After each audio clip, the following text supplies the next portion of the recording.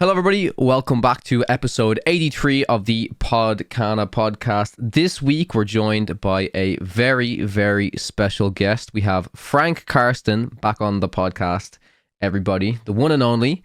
Myself and Moyen spent a lot of time with Frank over the course of the European Championship.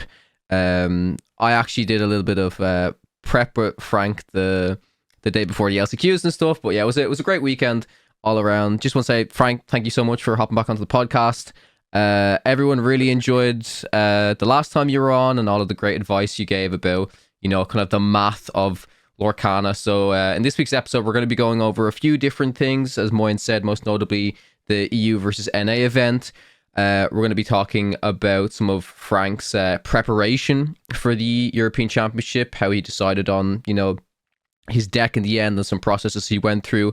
And to finish it off, we're going to then just kind of talk about Lorcana moving into 2025, some of the stuff that we want to see, some improvements we think Ravensburger could make. So it's going to be a great episode all around. But yeah, I'm going to give you the floor, Frank. For those of you who don't know you, I think they're living under a rock. But if you want to maybe just introduce yourself to anyone who is unfamiliar with you about what you do within Lorcana. So within Lorcana, I regularly write about the game on a monthly basis for TCG Player, focusing on the math of the game and just general strategy and deck building theory. I also won the very first Disney Lorcana Challenge back in Lille and made the top 32 at another challenge. In both cases with Steel Song, a deck near and dear to my heart. And, well, I have a lot of experience in other card games, in particular Magic the Gathering, where I've competed at the top level for decades and currently, typically support the event coverage of the various events. But Lorcana has been a great addition to my list of games with awesome gameplay and an amazing community. Awesome, yeah. That is one thing I cannot iterate enough, and I say it every week on the podcast. The community for Lorcana is absolutely exceptional, and the weekend of the European Championship was no different. I said it last week on the podcast, but even at my lowest of lows, I still somehow managed to have a fantastic weekend, and there's very few games I feel really allow that. Like you can maybe not perform your best, but you can still have a great time with an amazing community within Lorcana.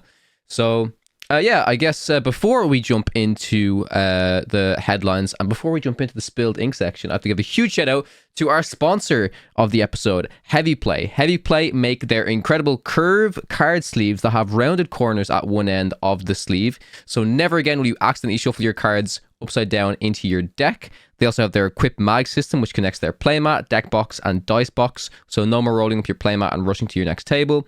Easy magnetic connection system for easy transport around locals and tournaments. Be sure to use code Podcana to save yourself 10% at checkout, and also use our link down below in the video description. Thank you once again, Heavy Play, for sponsoring this video.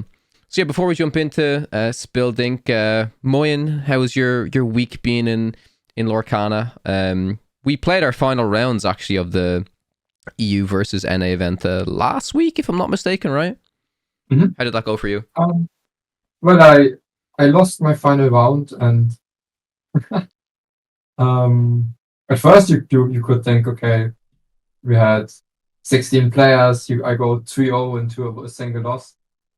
Should be at least like very good chance for Top Cut, but because we forced Top Cut to be 2 Europe versus 2 NA, and Europe performed significantly better than NA, it actually meant that only 1 in 3 people that went 3-1 from Europe actually made Top Cut. So both Frank and me actually missed out on that Top Cut, but as it seems like a decision made to provide like better entertainment, to continue the storyline of Europe versus NA. At the end of the day, I'm fine with that. My matches they were mostly non-games in terms of there not being a lot of decisions that really matter. It was kind of funny. I think the match I played, so it was, I don't know. I think casters overstepped the line a little bit. They immediately told me afterwards, "Oh, you won't be happy." And I listened back to it, and they were like quite judgmental on plays. And I I think most of the time they weren't even right. But I guess that happens. This was just funny to look back on and then see them judging plays and then not even being correct. And I don't even if they were like entirely correct, I think it's not necessarily good casting to be too judgmental on plays that are not objectively wrong, where you could like find reasons for either play. Mhm. I think usually the job is just to highlight the reasons for why maybe a play might have been done, instead of saying, okay, I don't like this, I would have done a different play. But all in all, agree. yeah, I highlighted that in the interview, made some jokes about it, so it probably made for a good show anyways. And yeah, all in all, I still had a good week in Lorcana. Yeah, it was a great end to the event for me. Like as well, I unfortunately lost. I think for my last 3 games or my last 3 rounds, I had this unfortunate pattern of I would win game 1 and feel super confident, and then proceed to lose game 2 and game 3 for the rest of the rounds. But I still had a fantastic time, and once again, shout out to Pavel for organizing this incredible event.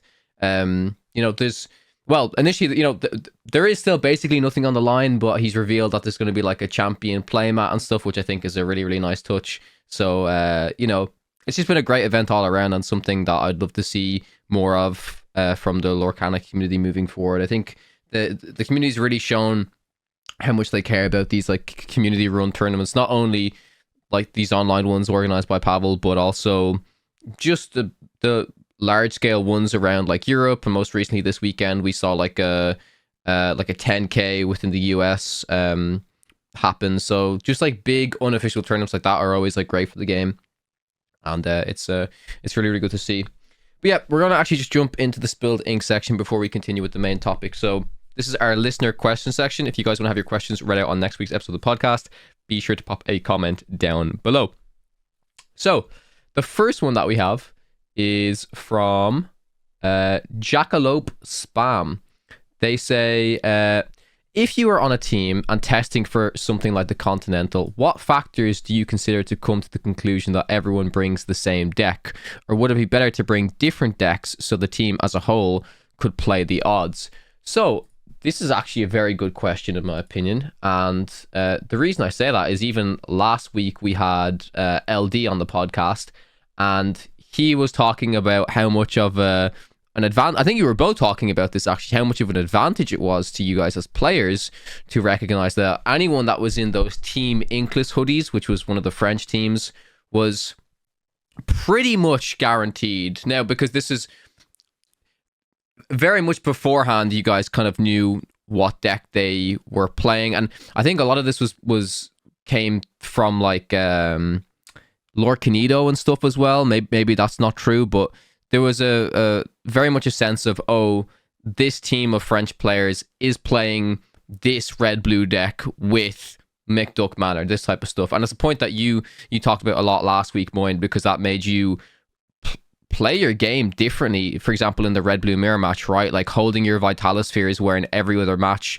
if you were unaware of the McDuck Manor, you would have inked it, 4 or 5 turns ago, this type of situation. So I think that's just already an example of a possible disadvantage of all of you bringing the same deck. But I mean, it's a different situation, right? Because I feel like that information was known before the tournament, so maybe if that information is kept hidden, it's more of a surprise. Like if you didn't know about the McDuck Manor and then everyone brought it, I mean, it also depends on what stage of the tournament you see this. If it's past round 1 and you see that there's McDuck Manors and everyone's playing red-blue and they all have the same team hoodie on or whatever, well, you can kind of make an assumption of that, right? But I'd be curious to hear maybe your take, Frank, on this whole idea of, team testing, bringing the same deck versus the different deck, and maybe some of the disadvantages and advantages that may come with that. So, in my view, if a team all brings the exact same deck, they need to believe that it is way better than the next best alternative against the field they expect. Mhm. And sometimes that can happen if you think you broke the format with something novel. As for me, when I tested for this European Championship, I also prepared together with several Dutch and Belgian players, and Jan also joined in to share some of his insights. And then 1 week before the tournament, like all team members kind of pooled their insights into a spreadsheet by sharing their expected metagame distribution and their assessment of the matchups between all the major archetypes. And that then gave us an expected win rate against the field for all the key options. And when we analyzed that matrix, it showed like very tight margins, with most archetypes basically clustered within 1 or 2 percentage points of each other, which showed that there was no one deck or that we had access to that completely broke the format. And instead, familiarity and experience with a deck could provide a bigger edge. And that's how, for example, I settled on Steel Song, which I knew inside out, and other members of the team stuck with an update of Sapphire Steel, which they had found success with at previous DLCs. So when you believe the margins to be tight, there's no reason why everyone on the same team has to play the same deck, because everyone has different playing preferences or experiences. But if you do break the format, which I'm not sure really happened, then everyone on the same team will maximize their chances by bringing the same deck. I think in the question there was also the option to bring different decks so the team could play the odds, kind of, right? With the idea of, well, you don't know what the metagame is going to be like exactly, so if everyone brings different decks, then perhaps you maximize the probability that one member of the team advances to the top cut. But in the end, typically the goal of everyone is to maximize their individual chances, and you do that by picking the deck that is just best for yourself with the information you have gathered together as a team. Yeah, I'm also not even sure it would increase the odds of the entire team to all play different decks. Usually, okay, just in terms of like what matchups you are going to hit, it's like, okay, if you all play the same deck, seems a little bit less likely that every single one hits like unfavorable matchups, whereas everyone plays a different deck. The variance in that works a little bit differently. But I think at the end of the day, none of this really matters. It's more like, as you said, okay, everyone wants to have the best chance to do well at the end. The only interesting thing about this is if everyone plays the same deck and the news break this team is on that deck, there is some downside in that. That has to be considered. Maybe like if you're like a 4-player team in a 2,000-player event, that doesn't matter. But if you're like a 10-player team in a 100-player event, that matters a lot. So that also has to be considered. Yeah. No, I love the points that both of you made there. And I think the one thing I want to speak about, is like the potential downside to utilizing some of these tools like Lorcana, where you're kind of practicing online in this public ladder. And if your name is public and you're using a certain deck the whole time, I mean, I'd love to hear your thoughts, Moin, right? Because that's, I mean, I know you use the platform a little bit to try stuff out, right?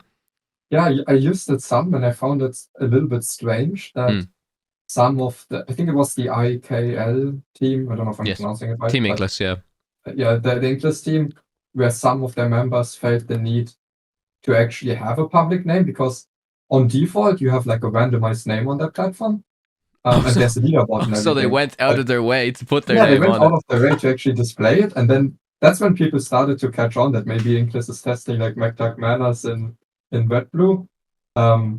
So they wouldn't have needed to go out of their way to hide it. If they just didn't put their real name there, they would have by default have a randomized name. And almost everyone had a randomized name on the platform, so you never really knew who you were playing. I thought it was quite funny how they intentionally were showing it, which also made me think, okay, is this like something they're actually testing, or is this something they're doing maybe to throw people off? But it was actually exactly what they were doing. Yeah. Yeah, you never know with these things. I didn't really see that that information, but I do remember how for certain Magic tournaments in the past, um, trying to give away wrong information publicly could prove valuable. Though generally that sort of stuff doesn't really happen. And Yeah, if I would see someone do well or like play a certain deck beforehand, I would generally assume that that is also what they are considering for a tournament. That's typically a safe bet. yeah. I also found it quite funny how I didn't spread misinformation on what I was doing. I was just keeping it hidden because I didn't want everyone to know. And I'd been preparing Emerald Steel for like over a week straight every day, most of the day, just to like last day before the tournament come to the realization, oh, there's too many French red blue players, there's too many Emerald Steel and LCQ. I don't think I should be playing Emerald Steel. But then when I played red blue, people were like, oh yeah, I knew you were playing this, but it wasn't even plan A. Yeah. That's funny, yeah. Because I would have very much assumed, like, if I was sat down against yourself, Frank, at a certain event, my first thought would be, oh, like you're probably playing Amber Steel because it's kind of what you're known for, and it's a comfort deck. The same way when people sit down from me, they probably think I'm playing like.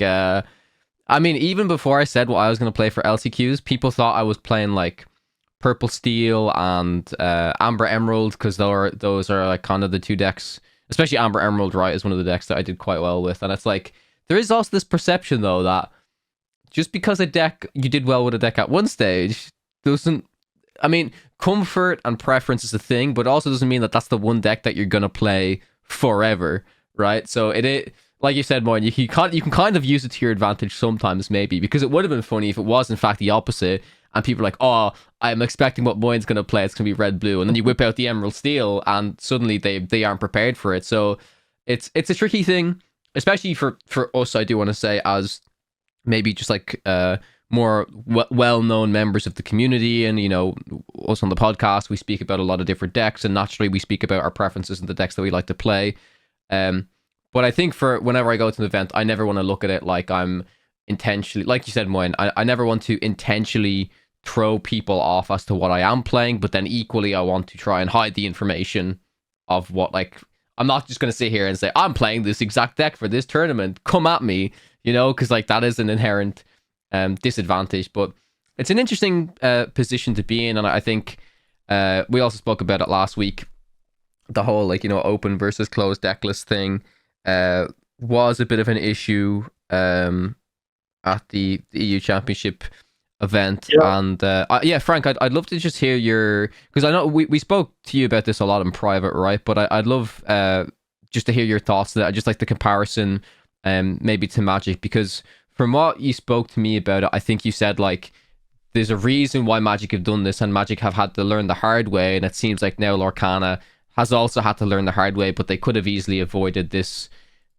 mistake. Like, I think when we spoke about it, Moin, we said like, oh, maybe they were just happy with at the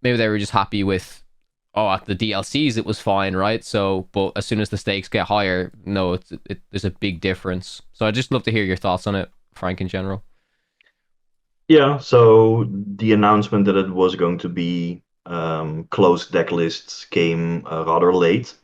I think in line with what you mentioned earlier about like throwing opponents off, if they had announced it would be closed deck lists several weeks in advance, I might have taken the time to learn, say, Ruby Sapphire, to play something completely different when opponents might expect me to be on Ember Steel instead. But given that the announcement came rather late, at that point I was kind of already locked into a deck and didn't feel comfortable like learning a completely new archetype within a short amount of time. As for the general choice between open and closed deck lists, I believe that for these large events with live coverage and a small field and high stakes, open deck lists would be better because players who are in feature matches or who are more well known just tend to get scouted quite rapidly. And it does put you at a disadvantage when you know what archetype your opponent is on while doing the mulligan decisions. And yeah, such imbalances can easily be avoided by making the whole event open deck lists.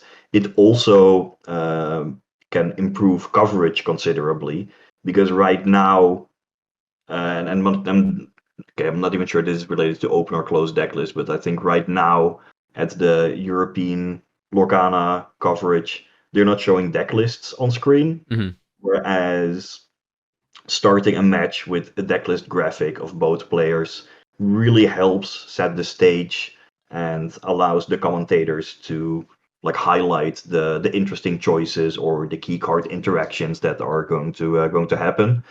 By making the event open decklist, you can then also very safely show all those lists and yeah, also highlight them on social media and elsewhere. That is another advantage. But mainly you want to level the playing field because right now, yeah, we also had to like make certain scouting sheets and like share that information. And I hated doing that because it is just not what you want to be focusing on a day like that. That you just come to play games of Lorcana against the best players in Europe. That's what I'm there for, not to go out of my way to look and record what people are playing. So yeah, for those reasons, I believe that open decklist would be the superior approach. I was also quite surprised with how they implemented the open deck lists for the top 16 because the second day players did get to look at deck lists, but they only got to look at it like 5 minutes before the match, which could also lead to an imbalance because if you are playing your super important top 16 match, right, with a world's qualification on the line, you don't get the decklist of your opponent the night before. So if, for example, your opponent had been on the live stream, right, you can just look and find their list and perhaps like the unique card choices. Whereas your opponent might not have that information, and then one player gets like a big edge having that information the night before, can even do some testing and discussions, and the opponent cannot. Um, in Magic events, where even when it used to be closed deck lists, and then it switched to open deck list for a top cut, we always gave out the full deck list the evening before. Indeed, like just level the playing field as much as possible, because yeah, it is just an advantage that is unappealing to give. That's something I did at some stage briefly give as feedback, and they really took on the feedback. They also kind of said some reasons as to not why they wouldn't do this in the future. I could understand their argument to a very certain degree. I agree with you wholeheartedly about the whole thing of like you need to level the playing field for every player.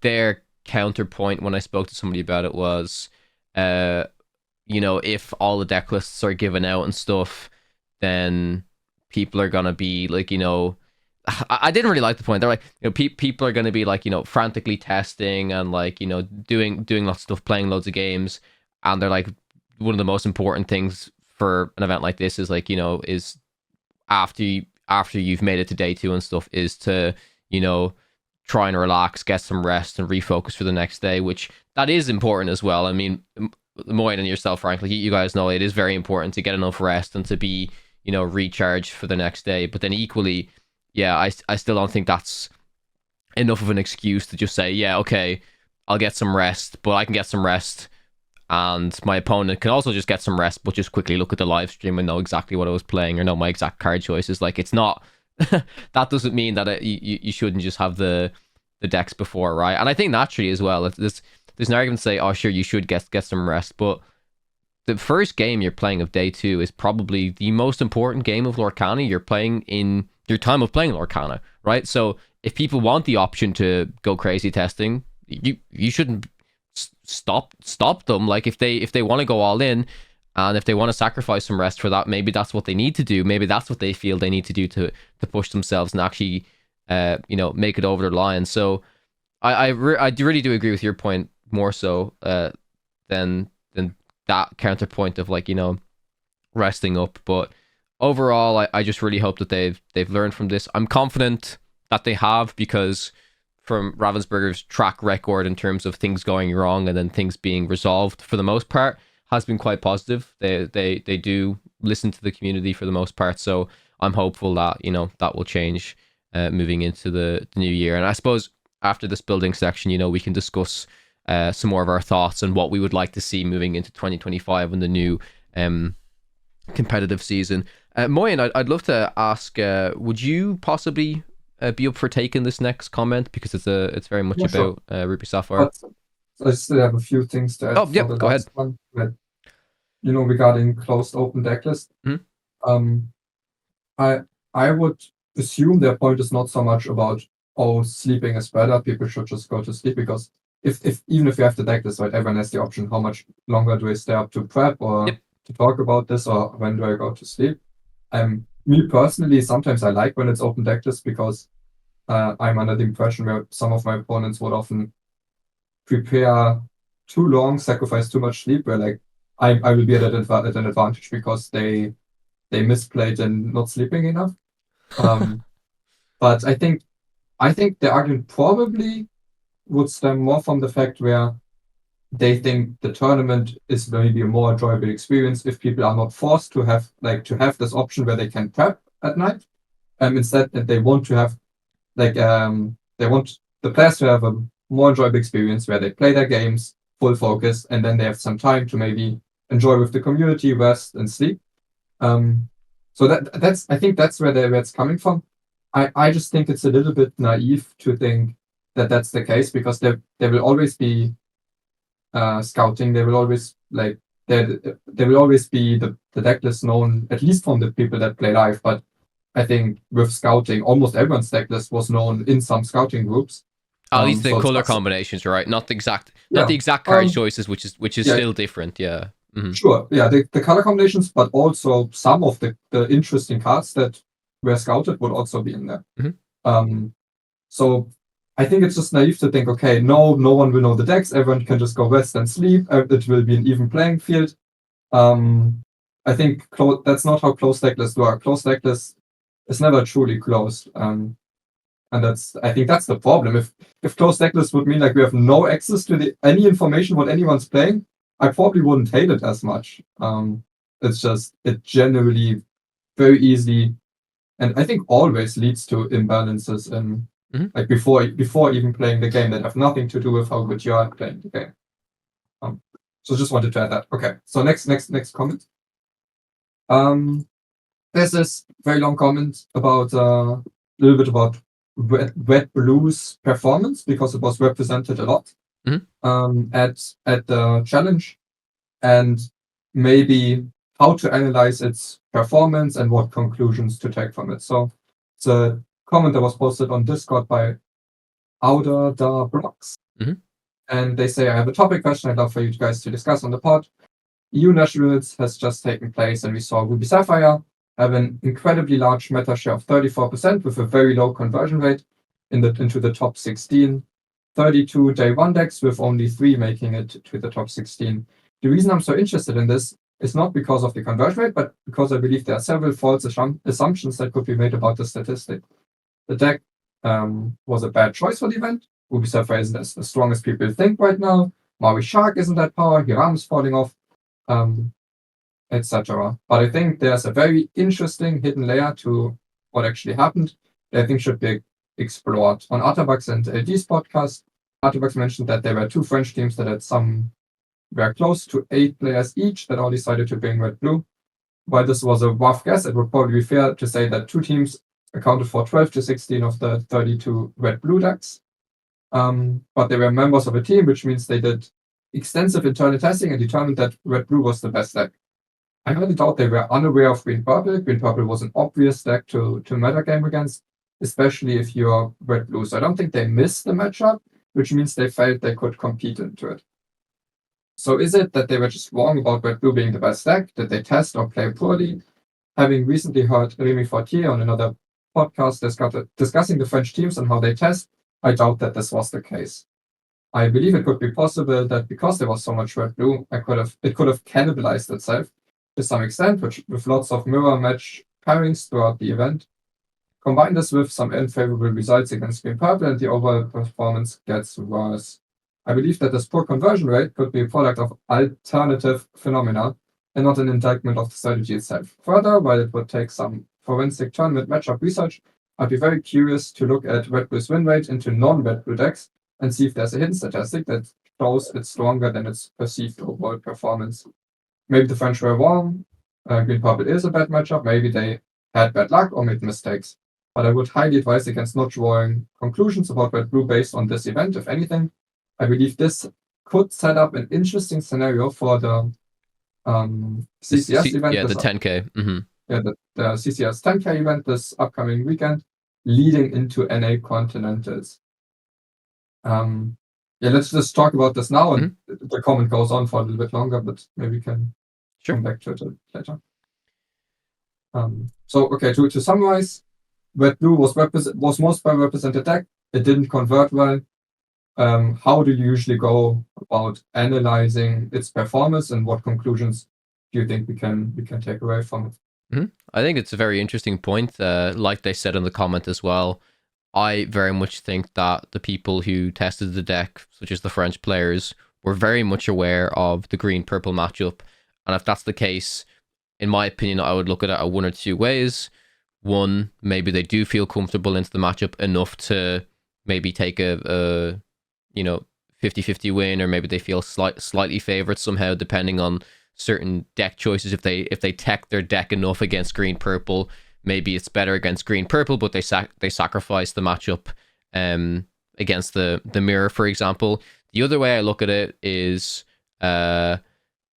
maybe they, I highly doubt this was the option, but yeah, maybe they didn't anticipate as much green-purple to show up within this event, which I think, judging on how we saw a lot of this meta evolve, you would have anticipated a lot. So I think maybe it's the other option, that maybe they tech their deck enough against green-purple that maybe they felt confident, maybe it wasn't as favored as they thought, and then maybe some of the matches that red-blue subsequently lost was because they made these changes, it made their matchup into the mirror match worse. Would you think that's a interesting take, Moin? Yeah, I don't think the green-purple matchup is that bad, but it's still maybe like I would estimate it at around 45% in total. So it's still not a great matchup. I'm honestly a little bit intrigued or curious what they saw in their version of the deck that really made them all commit to this specific deck. To the McDuck Manor specifically, you think, or just to red-blue in general? No, I was playing red-blue as well. It's more like their specific McDuck Manor built around version. But nevertheless, I think their meta call in part has been, let's improve the mirror. And they tried doing that with the McDuck Manors. But so then the basis would be, I improve the mirror, some of my other matchups get worse, which might help in their opinion, it probably improved their deck, their specific 60 cards, their overall standing in the meta.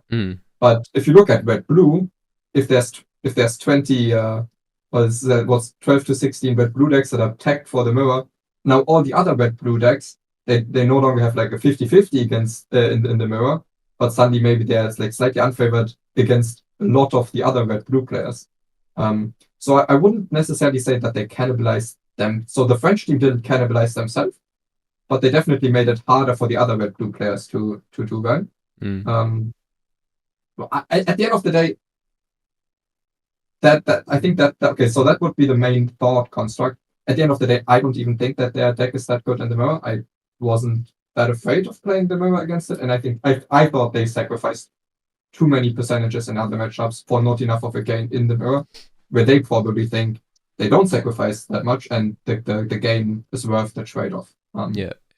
Maybe for you, Moin, it's as well because you, like you said, once you kind of expect it, because once the card is known and once this, you can, if you play red blue optimally to tackle the problem, you probably don't find it too bad. But maybe there were some other red blue players that, like you said, right, even if they knew the McDuck manners there, maybe they still ink something like a Vitalosphere in a vital moment where they should actually keep it. So that could also stem from like your huge amount of experience on red blue combined with knowing the card, why you feel it's but yeah, sorry Frank, I'd love to hear your thoughts on this. So I would mainly caution against drawing strong conclusions from this conversion rate statistic. For one, conversion rate is kind of a muddled measure because, well, someone who goes undefeated on day one is treated in the same way as someone who barely squeaks into the top 16. And likewise, someone who finishes in 17th place is counted in the same way as someone who doesn't even win a single game. And overall, but even beyond that, the sample size is also quite small. We had like almost 100 players, which is not a lot. We had 7 rounds of best of 2, which is again not a lot. And yeah, that means that drawing strong conclusions from such a small data set is typically not wise. I think generally speaking, match win rate, or I guess game win rate in this 2-game system, is more informative, but we cannot really derive that because not all deck lists have been published, so you don't have like the full details and full information. And even if we did, the sample size would probably still be too small to draw like statistically significant conclusions from this particular event. I would still believe that red blue is a perfectly solid competitive deck with some poor matchups against various purple decks, but good matchups for example against Ember Steel. And yeah, depending on how you tweak the deck, you can improve in a mirror or against the rest of the field. But yeah, from my experience and expectations in testing, it was a top tier deck, and I believe it should remain that way going forward. Yep. I would lend more value to the overall feel that we had in testing than this small sample conversion rate. Yep, I agree. Yeah, so in total there was they said there was 32 red blue players, right? So if this is accurate, all of the 32, if no one dropped, I guess all of them played 14 games. So still we'd have like this is the most played deck. We'd have like 448 games played with red blue. And then also, let's say it's a matchup that's like represented 20% of the field. Maybe we'd have like less than 100 games of one of the most popular matchups in the entire tournament played. So like a single game having a different result would already have more than a 1% impact on the matchup percentage in that statistic. Just to highlight how big the variance still is in this data sample. But yeah, this is because we keep complaining about, or at least last week we also already gave the feedback where we think it's a big miss that we don't have all the deck lists from all the players. I think it's what everyone would love to see. Mhm. And now this is just a consequence from that, where it's not possible to get matchup specific or deck specific win rates for decks from these tournaments, because we don't have these decks. And I would love to see them. And yeah, I think you raise a great point where conversion rate is it's like infinitely worse of a statistic than game like matchup related game win percentage. And yeah, it's a little bit annoying that it's the only metric we have generally to draw conclusions from, and it's like a metric that barely any conclusions can be made of. Yeah, and I think we have a lot to go off of. I think the issue that comes from that then as well is like, I think the players' general perception, because this is the only key statistic that they can kind of see, they take it as, oh, this is the definitive, like this. I don't know. Let's just say, the most represented deck that converted was green purple, so green purple must be the best deck or whatever. So I think it's because, like you said, Moyen, because it's one of the few statistics that are openly available to us without having access to the other decks and looking at the match win percentages. A lot of people will blindly look at that and think, well, that must be the data that we take, because what else do we have, right? So yeah. The other extreme example of that would be, I think there was 6 red purple players in the event. 3 of them made top cut. All 3 of them ended up being in the top 4. So I think a somewhat lazy and very easy conclusion to take from that is like, oh, red purple is insane. That's great conversion rate. 3 of them even made it to top 4. Won the event. Wait, did you say there was only 6 in the whole event? Yeah. Yeah. I mean, yeah. This is the whole thing. Yeah, this is like you need to dive deeper into the stats and stuff. And again, like you mentioned, Frank, if you simply have open deck lists, and then all you would have to do is, after the day one is done, publish the deck lists on Dreamborn, Ink Decks, whatever. Even Ravensburger could do an official article saying these are the decks. Well, then the decks are open for everybody, and people can instantly start. It just helps infinitely then doing this whole other stuff of then, because I one of our friends, a shout out to David, who was actually at the event as well. He messaged myself and Moyne and said, "Oh, like, can you help me try and find the full decks of all these players, because I want to publish it." It's like, yeah, even now it's still a challenge, because you know what I mean. It's just it's a whole thing that could definitely be avoided. I don't want to stay on it too long.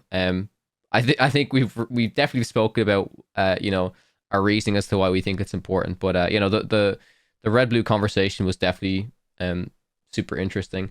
I'm just gonna go ahead, Frank. You good? Even if all the decklists would be available, the problem of a small sample size would still be there.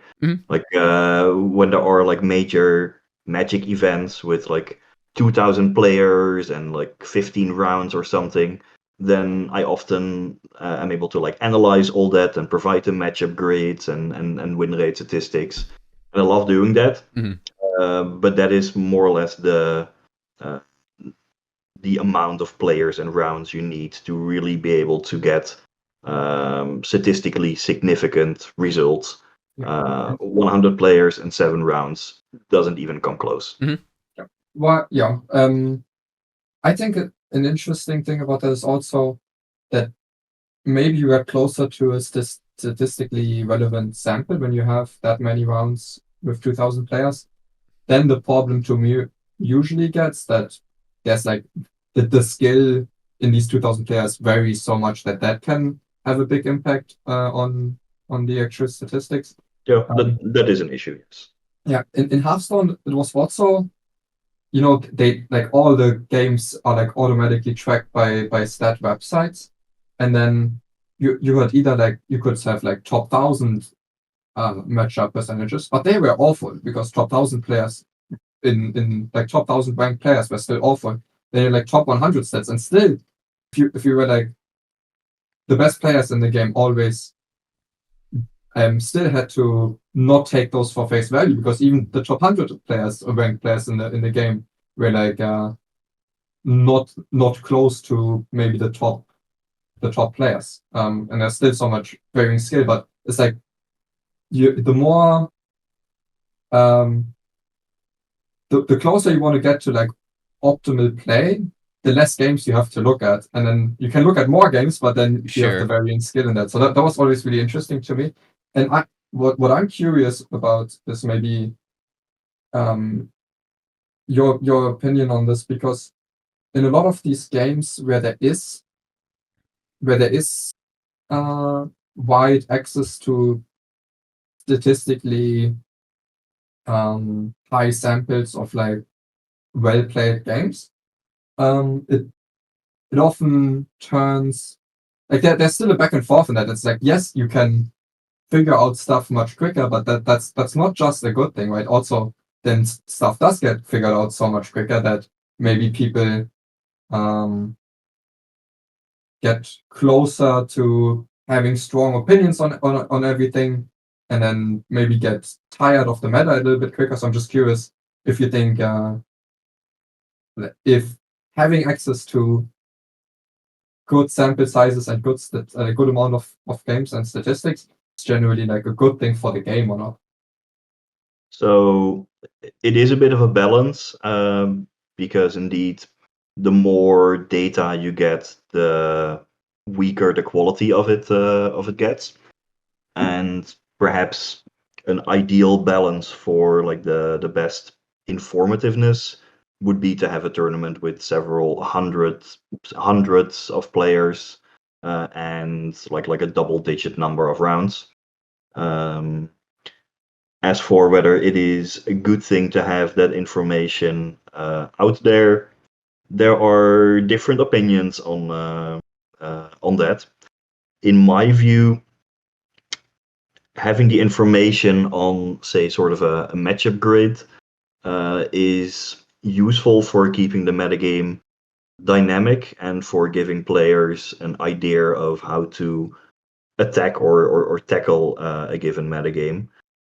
In my experience, metagames rarely end up in an actual equilibrium where given the distribution of decks and their matchup matrices, everyone is like 50-50 against the field. That could happen in theory, but in practice almost never does.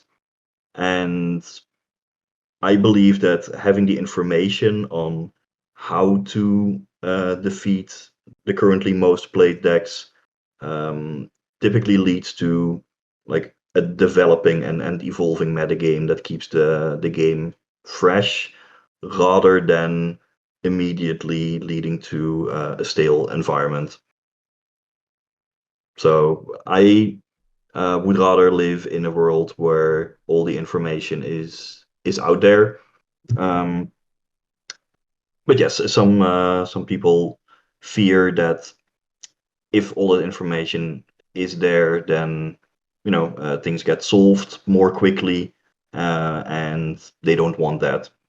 And well, I don't think it will work that way, but I understand the sentiment.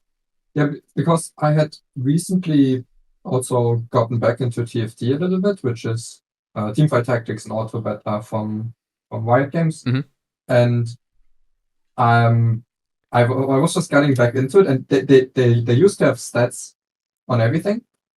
And then suddenly there's like augments you can pick as the game goes on. I don't know if you guys are familiar with Teamfight Tactics. And like you're offered 3 choices, you have some rerolls, but it's like game altering effects that happen every game. And on all of those options, usually you could be like provided average final placements depending on these, and you could compare the statistics between picking any of these, and that would do a lot of the work, but it also would lead to situations where maybe players that aren't as good would just pick the one with the best average placement all the time, instead of actually like playing the game and thinking about, okay, how would this alter my game? How can I use this to my advantage? And it turned out like a month ago they had removed what augment you had picked from the match history, which basically banned it like from all these stats websites, and suddenly there's no stats on these anymore. And I just found that led me to actually think about this more. It's like, okay, I know I want these stats. I love looking at these stats. I think I love analyzing the stats, and maybe I think it makes me a better player. But like for the health of the game, I think it's actually not so clear, but has up and downs. And I think it's interesting to think about. It is really interesting, yeah. And there's a big comparison in my opinion when it comes to physical and digital games, just in terms of how much more data you can easily accumulate and organize with a digital game, for example. If the game allows you allows third parties, like within Hearthstone's like HS Replay, within Magic it's untapped and stuff, like how much they allow them to utilize the data from previous games and stuff. Well, I can, yeah, it is interesting, but I think I agree with Frank for the most part in terms of I don't know. Okay, this is probably not a good point about it, but because it's a physical game and gathering all of this information tends to be quite difficult, and the effort that goes into it, like it's a lot to do it, so it feels maybe more rewarding to get that information and to kind of discover the stuff. And I also agree. I think if anything, if you explain to your average card game player what the meta is, based on decks that you see are kind of popular and that this counters this and this counters that, that does make them a better player overall, because they should be able to navigate the meta a lot easier, and it's just good information that it offers to them. So it's also, I have another example. I haven't played much One Piece recently, but they have a simulator, right? So it is a physical TCG, but their simulators usually, I mean, for any card game, usually someone makes some way to simulate it online. And then for that online simulator, there's like Discord servers where you can play ranked, and some of them are played a lot. And then what one of them does that is played a lot is they track the games and matchups played, especially in high ranks. And then they have matchup matrices with the percentages, because that's the easiest way to actually get a sample size, is just track all the people playing online all the time. And then that is behind the paywall, so I'm not sure how good that is for the game. It's like they have this unofficial sim, and then people play on it a lot, and then they have the unofficial ranked, and then suddenly they get access to like really informative stats that they can just monetize. That's also the same thing as I would argue to say that. I mean, there's other websites and services that offer that as well. That's like, if you pay a certain money, you will unlock like all of the stats, all of the premium stuff. And to an extent, it's I don't want to say it's like similar to coaching or someone's Metafy or someone's Patreon. It's very different, because like Metafy and Patreon, there's specific guides for navigating decks and all this type of stuff.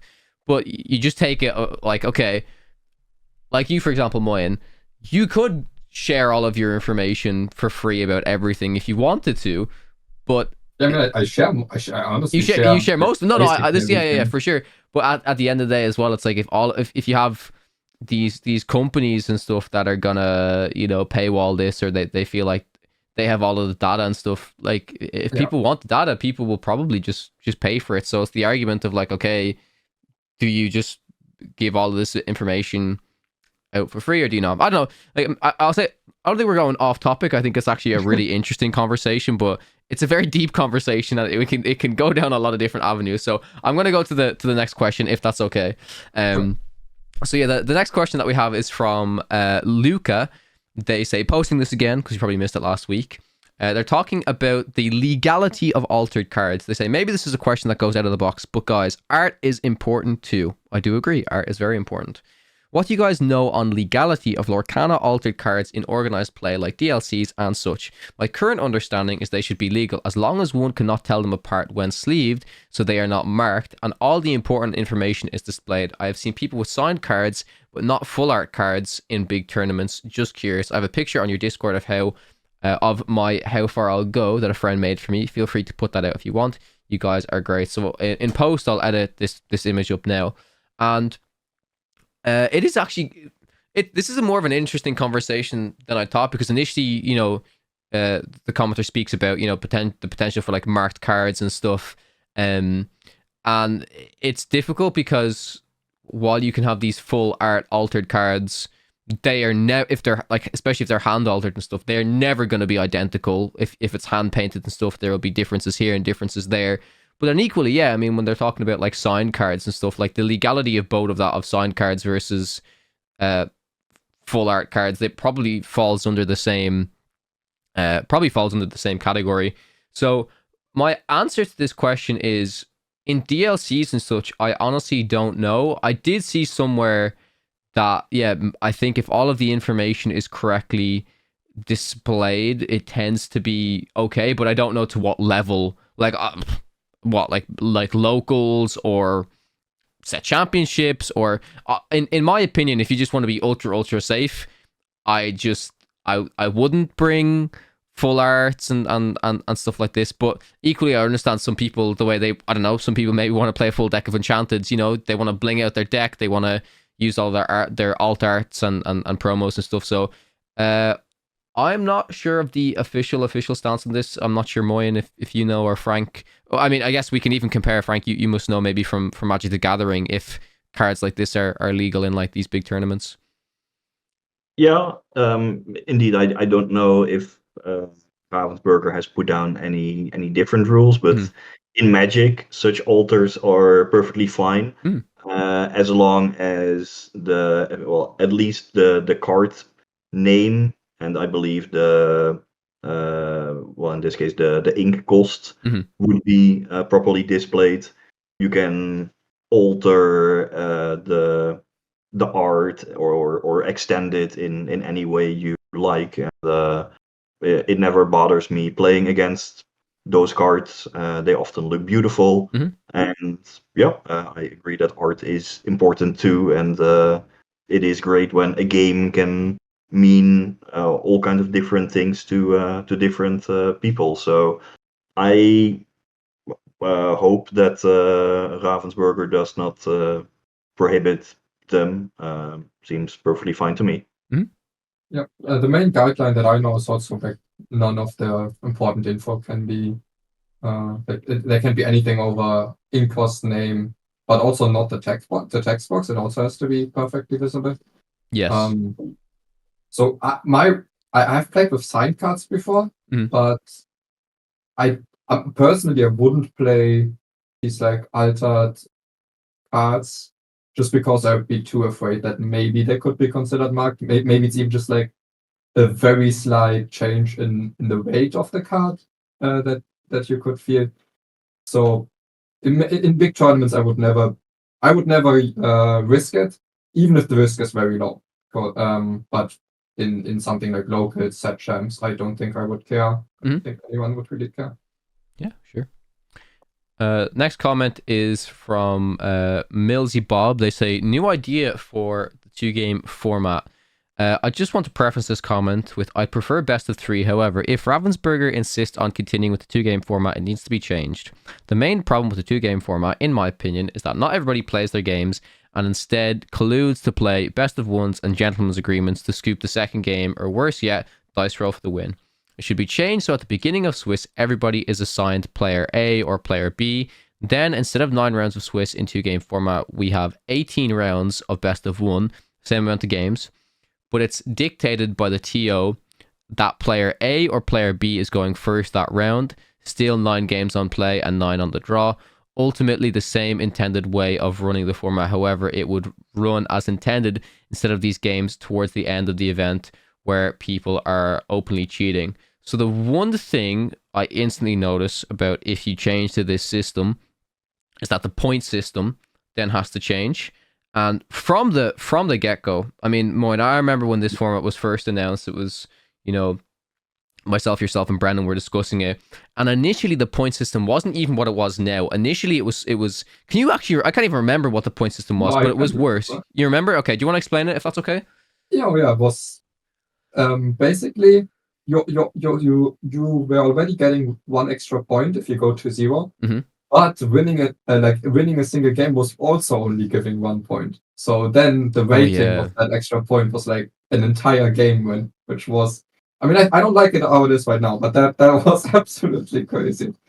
Yeah. So the point of this comment is interesting because effectively what they're saying here is that they kind of want, like, I mean, I'm guessing, I do agree, by the way, with their point in terms of like the format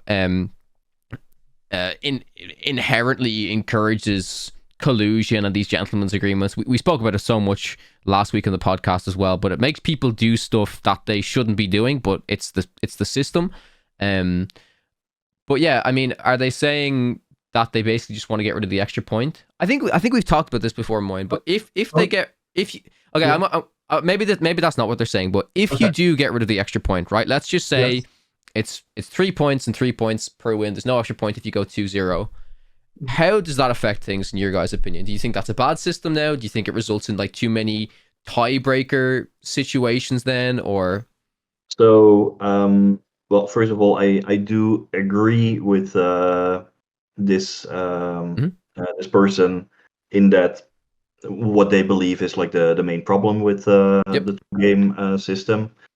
I believe they are basically proposing 18 rounds of single game Lorcana, which would indeed remove some of these incentive problems with the tournament structure. I do fear that a main problem with this is that a lot of time is needed at the beginning of every round for pairings to go up, to move around, to find your seat, to unpack your deck and everything. That does take like 5 to 10 minutes every round. And then before the next round can start, like all the matches have to conclude, and then there's someone with like a deck check and a judge call and a time extension, and it takes an additional amount of time.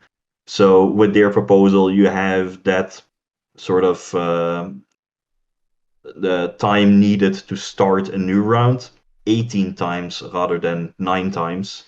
And I think that would extend the day considerably by multiple hours, which just may not be feasible for logistical purposes.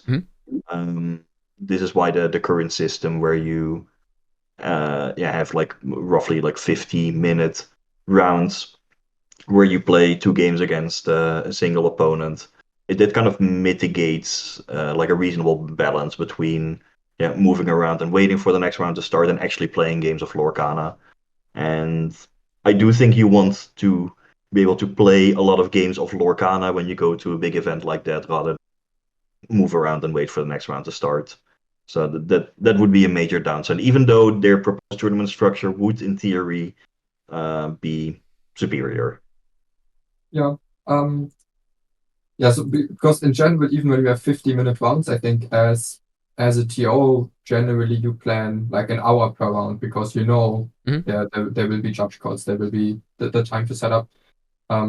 So that will just be happening 9 times more and takes more time. But that's not the only thing. So I also agree with the issue where people collude. I already found, okay, maybe this doesn't work at challenges, but I think at the Continentals where they made a good announcement that everyone understood there's no collusion happening today, and they were very on it. I think that worked perfectly well. Still, I think the issue persists at challenges, so we need to tackle it. It's just, I think that's not the proposed solution has the issue of it just takes a lot more time. But I think it also has more issues than that. When we have, so basically this is 18 rounds of best of 1, but with a twist. And the twist is you still want every player to go first 9 times and go second 9 times. So to eliminate the die roll in best of 1. The problem with this is if we just say, okay, these players are in pool A and these players are in pool B, what if 10 players from pool A lose the first few rounds and then they drop? And suddenly we don't have the same amount of players, and like what if 2 players of pool B have to be matched against each other, or maybe players of a certain pool do a lot better than from the other pool, and then there will be like weird pairings in terms of with a lot different scores. So I don't really think that is something we could or should be doing just because it comes with a lot of other issues. But I I'm happy that we're recognizing the issue, and I'm happy that we are, creatively looking for ways to get around that. Yeah, for sure. Next comment is from Hugon. They say, could you guys maybe talk about how someone would start traveling to compete in big events? From a regular person's standpoint, it seems financially impossible to get started, and would love any advice you guys have. So I actually responded to this question this morning, and it was quite an interesting one, because on the face of it, it sounds like maybe a bit of a strange question. Like, how do people, start traveling and competing in these big events? And it costs a lot of money and stuff. And the fact of the matter is, yes, it does cost a significant amount of money. It costs a significant amount of time. And basically, how I just replied to this was, it's a big commitment that you have to make to play in these big events. Like this year, for example, I allocated all of my time off work, all of my annual leave to as many Lorcana trips as possible, so I could accommodate, playing in as many of these big events as I could. And it means that, those are my holidays, my time off, some other people's time to relax, right? But I try to look at it in both ways, where, I'm traveling around the world, maybe for a certain time of the day I can go and actually explore the place where I am and do some other things as well, meet up with friends, have a good time. But yeah, it is very expensive, and not everybody can do it. And I do think depends on what situation you're in. Like, I'm fortunate that the time of my life that I'm at and stuff, like, I don't have too many other major responsibilities in terms of, I don't have kids, I still have my parents, that type of stuff. I'm also very fortunate that my fiance travels to all these events with me, so I don't have somebody who's maybe a little bit upset that I'm spending all of my time off traveling and doing other stuff, which can sometimes be an issue, of course. But another point that made me think about, from this comment, that made me consider some stuff, was actually how important these set championships are. Because I think we've gotten to a stage, maybe myself and Moyen, where, we want to play in the bigger events, the most competitive events, and that's why, we really want to focus on these DLCs. But it really made me just reconsider how important the set championships are, because they truly are the most competitive way to play this game for way more players than that could ever attend a DLC. And that's extremely, extremely important for accessibility, for somewhere that people can reach a lot easier.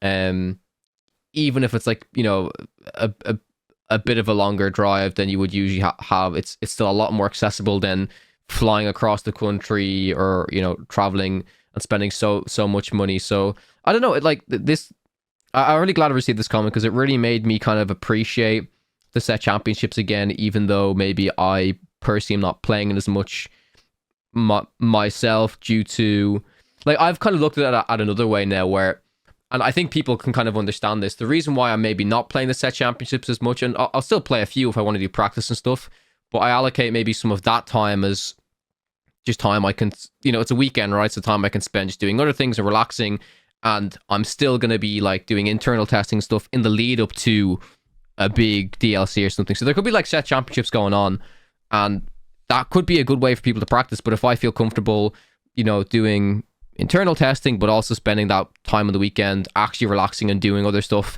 well, my time is allocated to the DLCs, not the set championship. So it's just very much like a time management thing. And I do understand, it's not easy for everybody to travel to these events, and it's a big commitment, like, but that's what we do, because we love the game. We want to travel, we want to compete. Like, I'm curious on your guys' thoughts. Do you think of this like similarly? Like, I mean, playing any type of game like this as competitive as we do, of course, is a big advantage. And I could see this being quite daunting to maybe some other players, to see, well, I have to spend, it's all circumstantial as well. You have to spend such a large amount of money to travel to one of these events.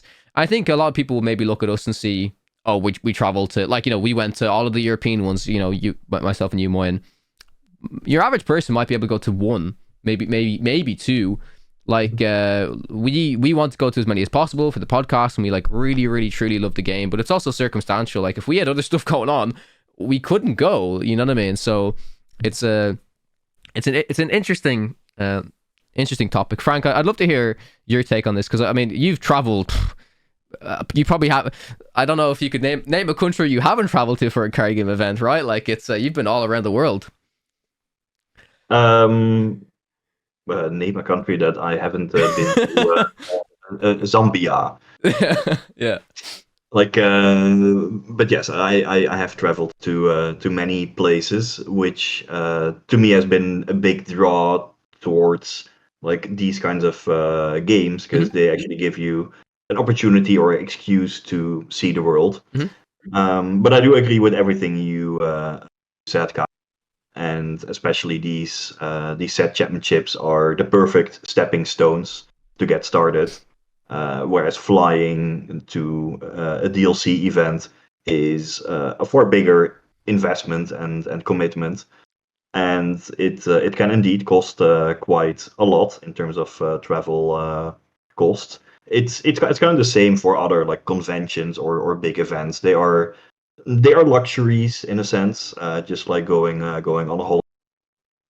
But starting with the set championships is the best way to get started. Not only to get your competitive chops at an accessible level, but also to meet other interested players, and then eventually you might, together with some other group of local players you might have met through these championships, you could travel to a DLC together that is at least somewhat close by, perhaps in driving distance, and then you can, share the costs of the gas. You can share rooms together. You can also cut down on costs by potentially driving on Saturday morning to an event and driving back on Sunday evening, thereby saving on the necessary costs for accommodation. And also, you may not have to take days off work. So those can be ways to get started. But indeed, it does mean that you have to only go to the events close to you, which I think is how they are intended in the first place, rather than trying to go to like every single event available.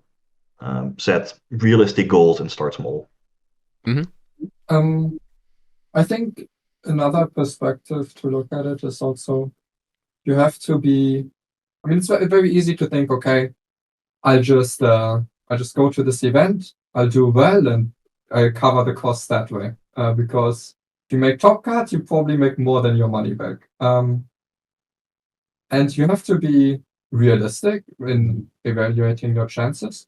For example, on average, I don't look at any of these events as expenditures. I think on average, I make more money than I spend. But even when you are very confident and back yourself in your playing ability, you can't spend your last savings and just assume you're going to make money, because no matter how good you are at a bunch of events, you will not make top cut.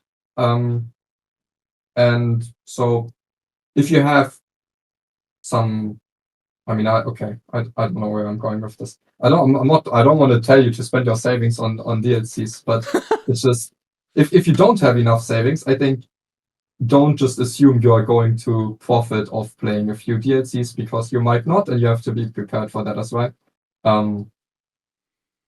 But yeah, for me personally, I look at these events where it's like, okay, as long as I don't go broke because I travel to all the DLCs and I don't top any of them, in general, they're like positive EV tournaments to play, at least with how much the pricing is selling for this year. I mean, that is interesting. I think from my understanding, at least from kind of what you're saying, is though, how I would look at it, if I was in a position to say, okay, I'm going to go to this event, even if I'm like super confident in myself to, I'm going to make it or whatever, I would never want to go to an event purely fixated on thinking that I have to do well at this in order to make money. I think that's a very bad way for people to look at these events and to I don't want to say to live, but like, you know, like if you're going to if you're well Moin, like you know what I'm saying though, like if you're going to an event where it is literally like, let's be realistic, if you're going to an event that says, okay, if I go to this event and I don't make money, I'm broke, or if I go to this event, oh, I win whatever money I make and I pay my rent this month. Like, that's, in my opinion, that's not a great position to put yourself in. And of course, if you're very confident in yourself and as good as you are, Moin, because we know that you do very well and you do top many of these events, maybe the issue isn't as bad. But I think for like your average person and stuff, yeah, it's go ahead. Yeah, you're good. Yeah, my point is like, is even no matter how much you back yourself, you still need some savings, right? Because yes, yeah. Let's say you were going. Okay, you have a hypothetical casino game where you have a small edge on the casino.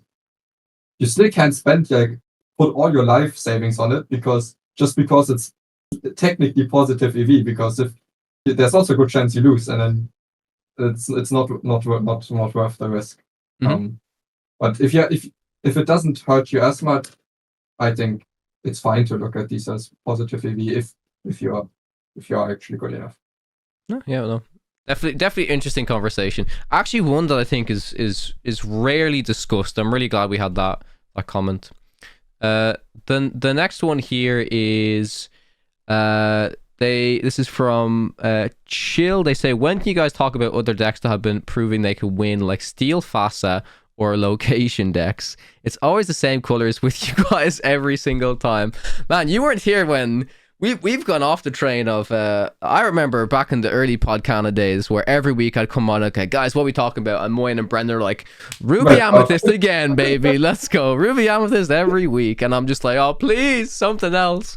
But no, I mean, honestly, in my opinion, it's interesting because I even know from like event coverage, and you probably know this as well, Frank, for like these live stream events and stuff, I think for the most part people like to put on, showcase in color combination decks that maybe are underrepresented and they're still piloted by a very good player and maybe they perform well. It does make for a very good and interesting viewing experience, maybe than seeing, Ruby Amethyst versus Ruby Amethyst for the 100 millionth time. But every time you kind of, I want to see different decks, I want to see stuff showcased. Every time I personally kind of think like that, and then we have these conversations about like, red-blue mirror matches or even just green-purple versus red-blue. With how in depth you can take these conversations, I personally start to find that like a lot more interesting. I think a lot of people may just say, oh, it's just red purple against red purple again. God, this is so boring. But maybe they just don't want to look at like all the intricacies, all the small little things that do actually make these matchups really, really interesting. The reasons why these decks are actually as good as they are. And I don't think that we don't shine, put love on decks that maybe do well. I don't know. Maybe last set Moin wasn't as much of a fan as Blurple as. It was bad. It was overrepresented. People were playing it too much for how bad it was. Yeah. I've had the same experience where sometimes when I talk to casters, they're like, "Oh, I really don't want this like top meta deck against top meta deck mirror matchup on like to catch after casters on stream," and then most of the time my reaction is like, why not? That's like the most fun matchup. There's so many intricacies in this. But I understand that maybe it can get repetitive. I think so.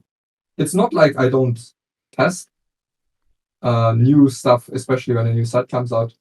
It's just more often than not it ends up not being good enough, and we tend to focus on the most competitive decks. When you say they are, what did you say? They have been proving they can win. It's okay. Any deck can win, but okay. So this comment's actually timed pretty well because at the 10K in NA, a Steel Fassa deck got third place, which is a 200 player event, and it got third place, and it's all right. But I don't think they're so.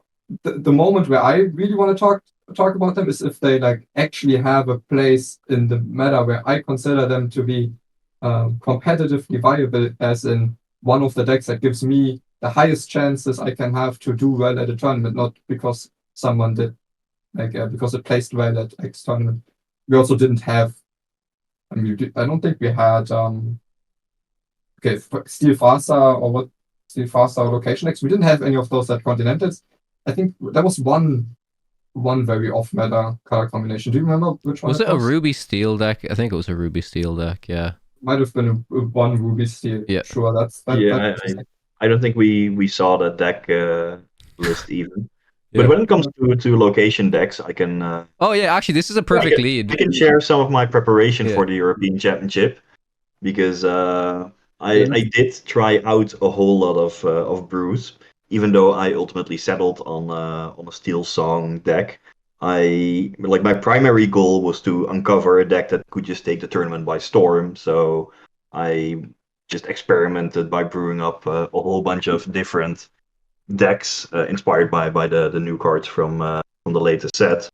And yeah, amongst them was also a Location deck which just offered something unique.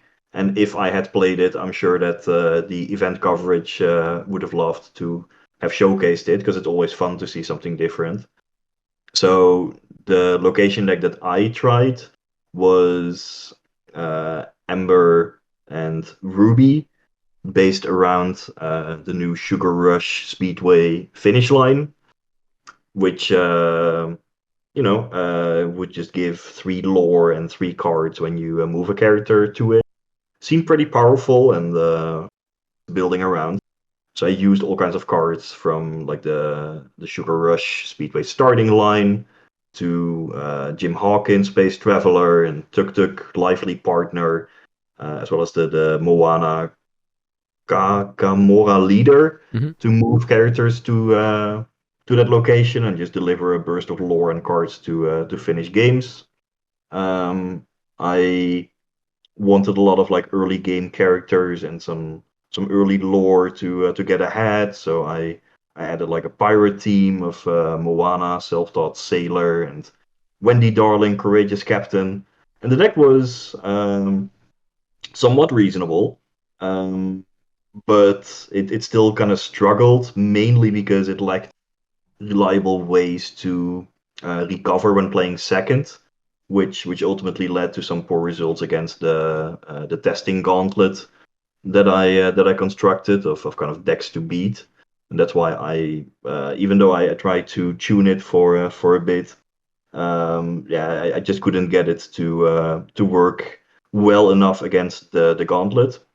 But the concept was still fun, and perhaps if new cards come out in subsequent sets that support these synergies, and in particular could give you some ways to break serve on the draw, there might still be something to it.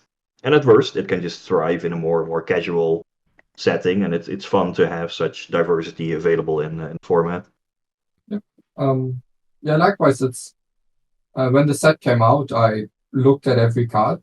I was making notes of what cards might have potential in terms of. Yeah, we did this together, actually, didn't we? Yeah, that was really fun. We went through every card in every set. We made a note of a card that we said, oh, maybe this is a playable card. And I remember like initially we kind of took it from there. Like I jumped into like green purple. I was trying out some of the Maleficent staff stuff, and yeah, it's a fun time. It's like when a new set kind of comes out, you start to brew, you start to test stuff. So I think maybe that's the part that some of our viewers, I mean, obviously they're not going to see, right? It's like we do test other stuff. We don't just sit here 24/7 and play, Ruby Sapphire the entire time. But with that, actually, I'm just going to close off the Spilled Ink section. If you guys want to have your questions read out on next week's episode of the podcast, be sure to leave us a comment down below. So I actually want to move into, I want to continue some of your testing decks, Frank, if that's okay, because I do see a spicy Emerald Sapphire, and I would also love to hear Moyen's opinion on this deck, because I do believe this is the deck you've also tested, Moyen, correct? Yes. Sweet. Yeah, it was basically basically once you figure out like the potential of some new cards in a color combination, then you have like a reason to brew something specific, whereas maybe the Sugar Rush Speedway was a reason for Frank to try out the location deck again. to me, Sail was a big reason to try out Blurple again, because Blurple is so much better than any of the other blue decks of fitting a 1-drop into the turn 2 Sail. For green-blue, it was the most promising card. And there was a bunch of new things green-blue can do, but the most promising was also the addition of Bend to My Will for me. Yes, I'm interested to hear, because green-blue and Blurple were probably the two decks, the two off-meta decks that I tried the most before saying, okay, I don't actually think either of these is good enough. So the deck that I tried, which also had a copy of Bend to My Will, basically aimed to ramp into a turn 5 Mufasa, ruler of Pride Rock, and then on turn 6 basically deliver a 1-turn kill by questing 5 times with that Mufasa, by just chaining You Came Back. That was kind of the new card that readies a character, and then copies of Do It Again to get the action back, and various card draw effects to find them. And the deck had like a whole bunch of ramp. Also had like Clarabella, Light on Her, and indeed this Bend to My Will to potentially play on turn 4 and steal games. And it actually went like sort of toe to toe against the Gauntlet, but was ultimately still a bit vulnerable to aggressive draws and spot removal. Like we don't talk about Bruno versus the Mufasa. Sometimes it bricked a bit too much with all these uninkable actions.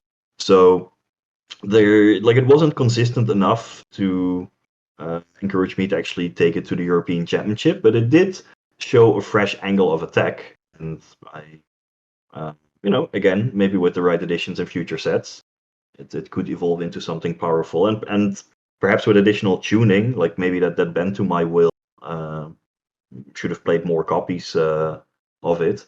What was your list like, Jan? It was more... Okay, I say traditional, but there's not really a traditional green-blue list. It's more like, okay, but what I mean by traditional is like, okay, what has been tried out in previous sets. So it was lots of ramping, and then using the green-blue, the green bouncing tools in conjunction with the Clarabelle to also get, like, because the green bouncing tools, they're just tempo, and then Clarabelle turns them into being value at the same time. And now you can just bounce everything. So like with muses, and then if you have Forgotten Me, it's not really bouncing, but it's still a tempo tool that gives them value. Maybe even the Mother Gothels. And wait, did you say You've Forgotten Me? Not You've Forgotten Me. You're Welcome is what I wanted to say. Yes. And now you had better ramp with the Sail. You had some other tempo options, but also you don't just have the option of, okay, I play my tempo cards, fill your hand, play Clarabelle, but you also have the option of, I play my tempo cards, play Bend to My Will, you're on 0 cards. So that was quite interesting. It took a little bit long to set up. One of the better lines in the deck is where you like ramp onto. It's also why 1-jump is still pretty good in the deck, because you can want like ramp onto play muses and then immediately sing with the Tipo. So the 1-jump can both be the ramp onto, but could also be the song that Tipo gets to sing. And then later at the later stages of the game, the deck can be great in card advantage because of this, all of these bouncing tools in conjunction with Clarabelle and Bend to My Will. But then it also needs to stop your opposing top decks from questing, because your opponent already has a significant amount of lore already, which is where then also Heffalumps and Woozle comes in. But even cards like John Silver are played that can like lock down a board a little bit better. The 6 costs 5/5 that gives Reckless. And it's a very, very fun deck to play. And I spent, I think, like 2 days on it. And it doesn't sound like a lot, but it's probably like over 10 hours. I wish it was slightly better. In the end, I don't think it's decent, but it's not quite at the level where I would bring it to a DLC or Continentals. Yeah, but it's still worth taking the time, at least when you have enough time available to prepare for a tournament, to try out some of these new things. And even though, even though we both couldn't really get it to work, it is just great to see the depth of possibilities in this game. And I think there are also many diamonds in the rough that maybe a card away from being perfect. So anyone listening who loves to build decks and innovate, definitely keep doing it, because I wouldn't be surprised if there is still potential lurking behind the surface for sure. Mm-hmm. I particularly like how like you could build even green blue, right, in kind of different ways in terms of. I had traditionally looked at the way that you built it, mine. I think that's the way I would have initially looked at it as well, because I think green blue is the kind of color combination that tends to lack a lot of removal. So I looked at muses and stuff as kind of temporary removal, which is interesting. But yeah, I really like your deck as well, Frank. This is like the big bomb deck where you just ramp into something massive and then you just chain all of these UK backs and just instantly win the game. So yeah, it just seems like a lot of fun. Bend to My Will, just a note on that card. I remember when we discussed it initially, Moin. It's like it is a very, very interesting card, because it's going to just be very dependent as well against like what a lot of decks your opponent is your opponent is playing, in terms of like, think about Bend to My Will into a deck that just draws so many cards. Like my consideration for Bend to My Will was like, oh, it'd be so interesting if maybe I play this in like a Emerald Steel deck where you sing Whole New World, and then you do Bend to My Will, so they have no cards in their hand. So like that's kind of cool, kind of interesting. But again, another reason, yeah, I like the point that you made, Moin, where you're utilizing these cards like your Welcome, the Muses, maybe Cloud Kicker to bounce stuff to your opponent's hand, and then you discard it. It's actually similar. There's like a very small part of the game. I remember when Set 2 came out, not like a small part, but I remember there'd like be situations where like, oh, if I played like I don't know, like a 7-drop Ursula, right? The Amethyst Ursula, that when it plays, it forces your opponent to lose a lore. And I wanted, like, usually, Ruby Amethyst back in Set 1, Set 2 was very much a value deck. So then Madam Mim, Snake comes out. Okay, do I want to bounce this Ursula again after a quest to protect it, replay it type of stuff? It'd make you question, if you don't have the ink to spend to replay the card. I specifically remember times that I used the Snake to like bounce my super powerful card back to my hand, and then my opponent just goes a Whole New World. I'm just like, no, what have I done? So yeah, it's it's super, super fun, and it makes me eager to test out these decks as well. For me, at least, with how much limited time I have in testing, or how much time I would just allocate to doing testing and stuff, I like to experiment with decks like this when, like you were saying, Moin, I see it perform like relatively well, positively well, consistently across a few different tournaments, and then I'm ready to kind of give it a shot and kind of to have a build my own kind of take of the deck. And it just kind of depends on how much time you have. But that's actually how I got started with Amber Emerald. I always looked at that deck saying, I think it's the most trash color combination ever. I always thought that, it was only ever going to be like an aggro deck where you just play all of your cheap stuff. You're kind of aggressively questing. And I saw Zach Bivens play it at one of the DLCs. And then I saw a close friend of ours, Moin Bennett. I saw Bennett play it. I think it was in Bologna, actually. And I looked at the deck and I was still like, oh, like it looks interesting. And then my favorite time with that deck was exploring it and understanding how it worked, right? Doing all of these things of like, okay, it has this play pattern, it has this. And there's so many different avenues and so many different things that you could do. And that's often some of the most exciting times for card games, in my opinion, where you are exploring a new deck and you're finding all this stuff out. But then equally, like we said, some people's favorite stuff in card games is just like, red blue mirror matches and finding all of those like little nuances of, oh, this is better in this situation, or this card is here for protect against that. And that's just the beauty of card games. So before we move on to talk about the EU versus NA event, I would love to hear your thoughts on this other deck, Frank, which is Amethyst Steel, because that was a close consideration of what I was going to possibly play for the LCQs. Right.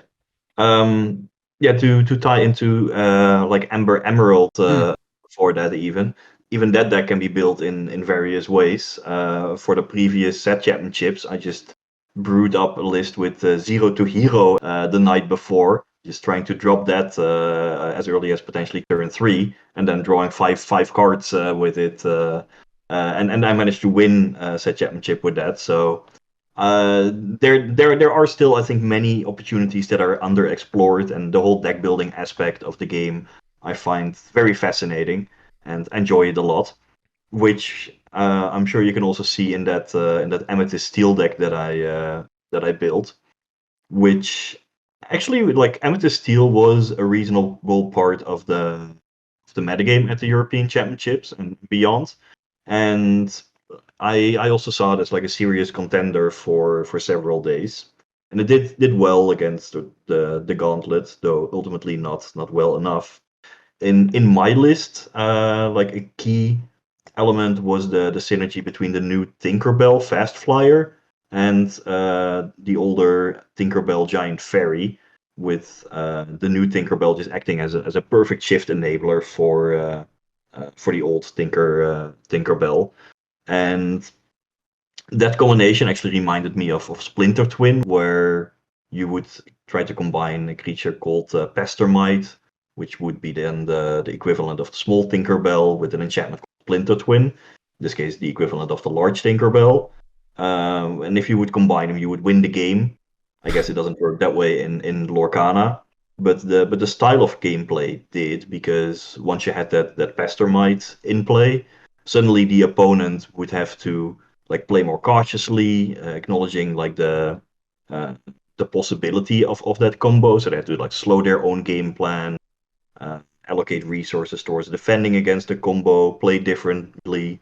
Then meanwhile, you could just pivot and start attacking with that Pestermite, or in this case, questing with a small Tinkerbell, and just develop your board in a completely different way.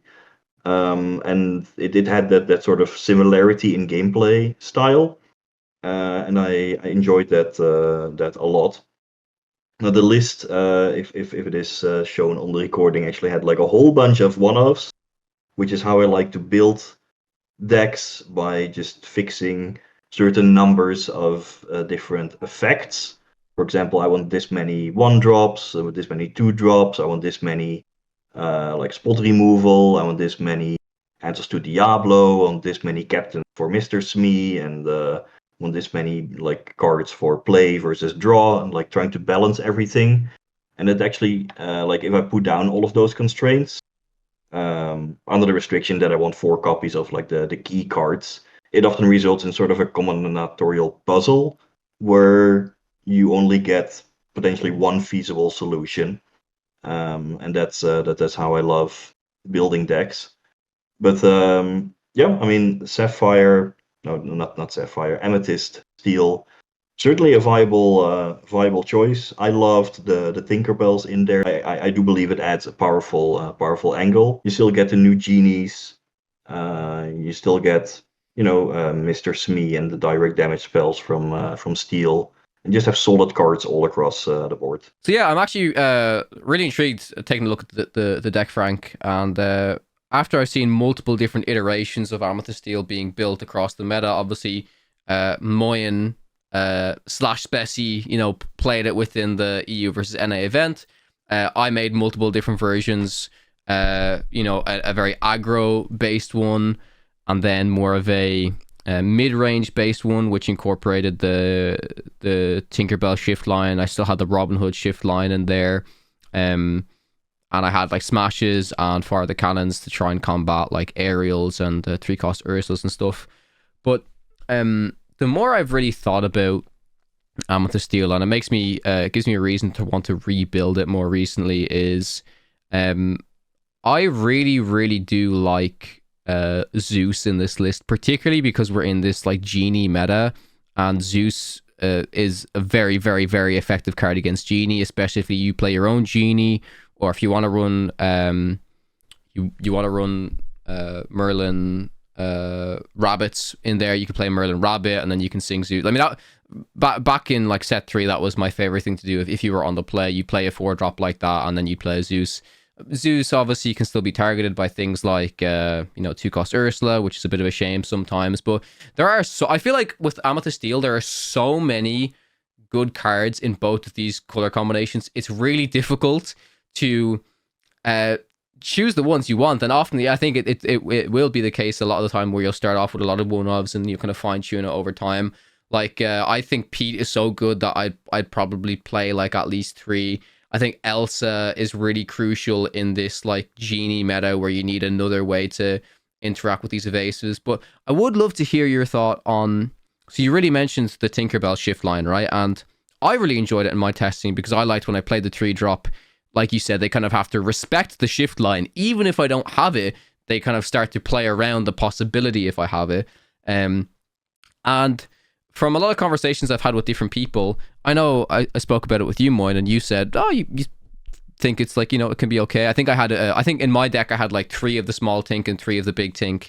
I've heard other people tell me they feel like it's a bit of a trap. Like they think that the shift line isn't that good, but I think that's just like, in my opinion, I think that's very dependent on what deck you're playing against. Because if I'm playing against something like green purple or maybe a more aggressive board-based deck, I think the shift line's pretty good. Sure, if I'm playing against something like red-blue, it doesn't feel great.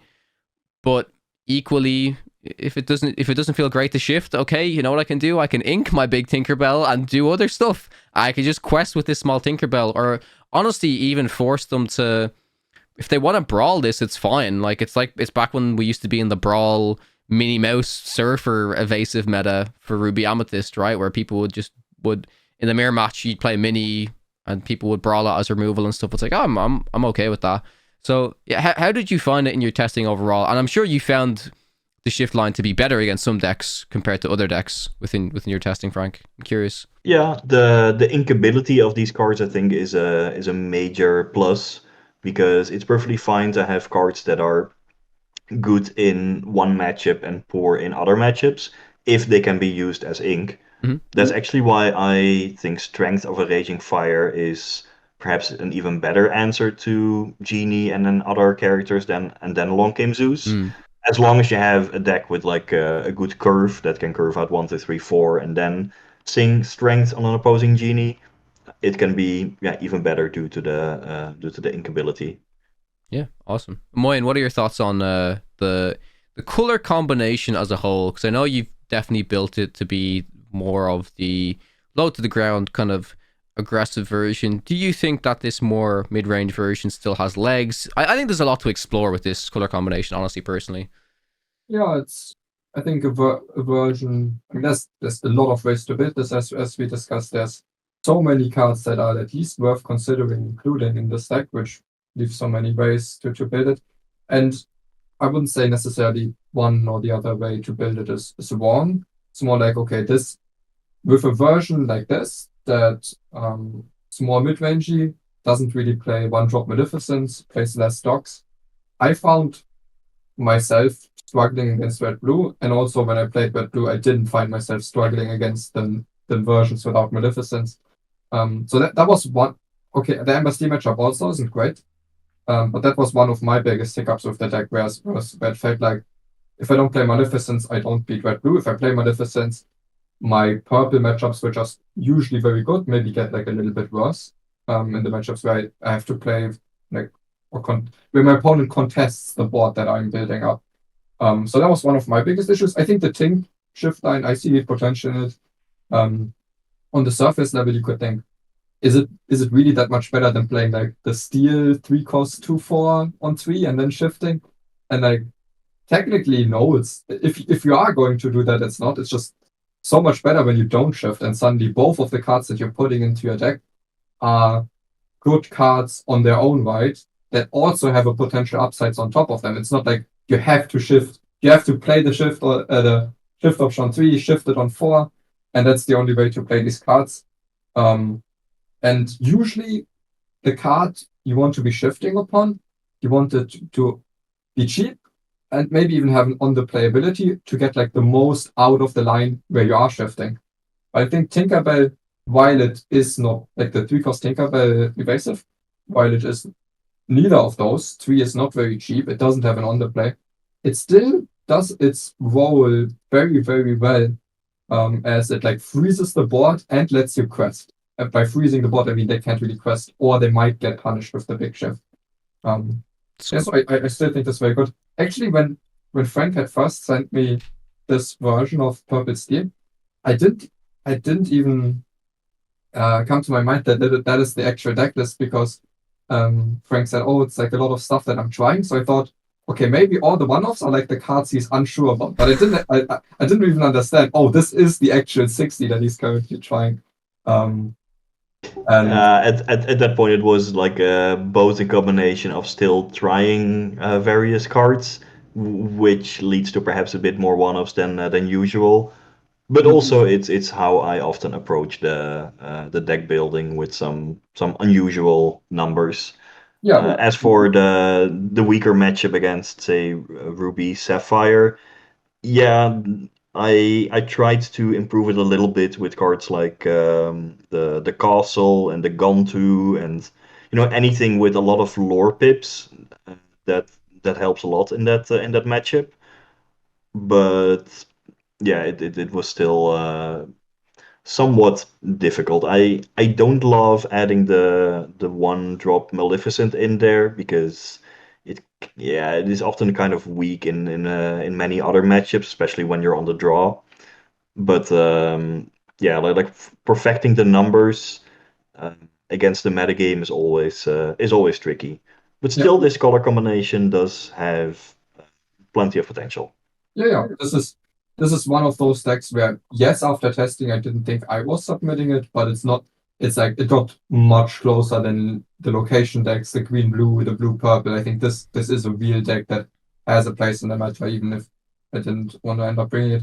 It's also kind of funny that the version that I submitted for Europe versus North America had so much impact on the meta. That's like I don't like that list. It's like the color combination. I think it's like fine. I'm not even the biggest fan, but my specific deck, I'm not a fan of it at all. And then I've stated this multiple times, but even now, I looked at the 10K that happened last weekend.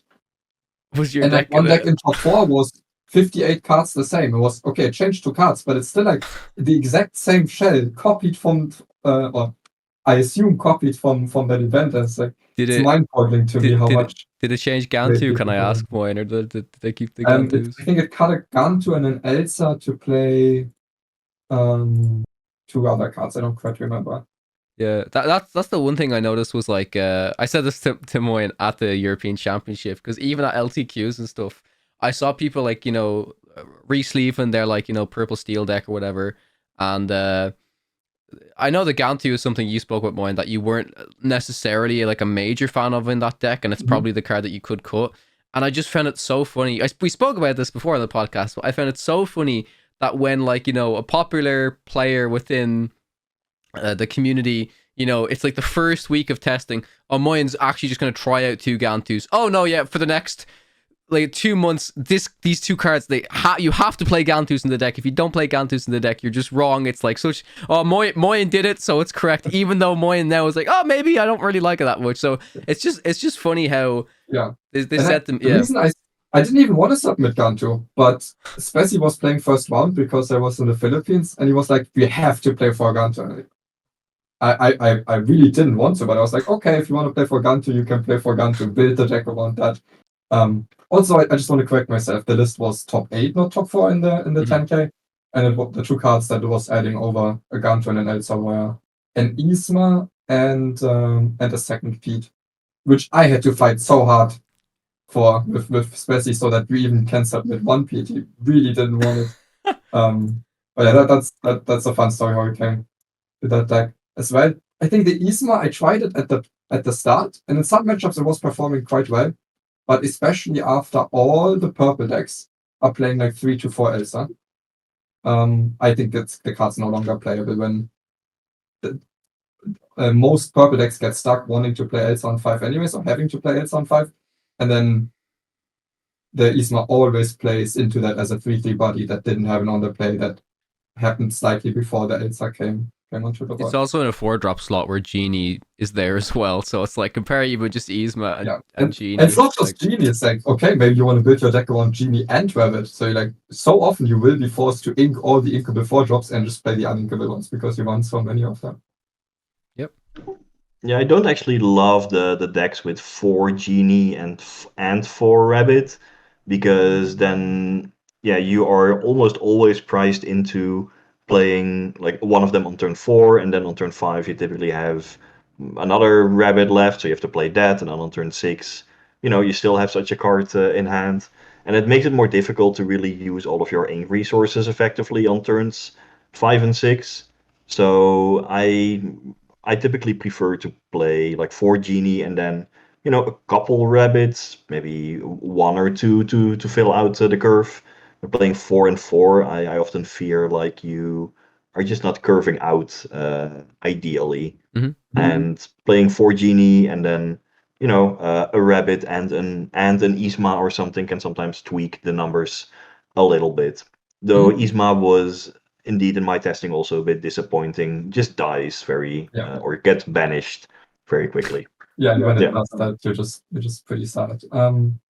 The Genie Rabbits discussion, I think it's interesting. It's also, if you play lots of them, suddenly your space on uninkables is super low because your deck wants to curve out still. So you want to like play something in the first 3 turns and still make it to that 4th ink. And then once you make it to the 4th ink, these type of Amethyst decks are generally fine for ink as soon as they get to play their 4-drops that are uninkable and draw cards. I think it also often works a lot better if you up the number of your 1-drops, which you can do both like purple, steel, green, purple very well. Maybe in red, purple, people are not playing that many 1-drops at the moment. So you can also like fill in the spare ink costs maybe on your turn 5. Yeah, I also like potentially, I know when I was discussing my list with you, Moin, it's like you can even up the dock count. Like if you want to put uninkables in 2 or 3 docks instead of going for all the Genies and all the Rabbits, can sometimes be better. Sure, maybe you get stuck with a bit of an awkward hand, but I think it's good if you're playing just more of a low to the ground version of the deck anyways, where Doc's just gonna give you more resources to end the game. So yeah, like I think I could talk about Purple Steel for hours, honestly, because there's so many different things you could, different like directions you could go with the deck. But yeah, that does it so far for all of Frank's testing decks. So to actually like go full circle back to that comment, we do talk about other decks. We've done it. We've talked about other decks finally. So yes, yeah. I think the saddest part about this is, so we are both content creators, but also competitive players and competitors, right? And they also make for like these off-meta decks also make for good content, but we do focus the content a lot about competing. And the only time, as a competitor, the only time I'm testing, or the main time where I'm testing off-meta decks, is on a new set, or maybe some card has been changed, like the Bucky, like in a new meta.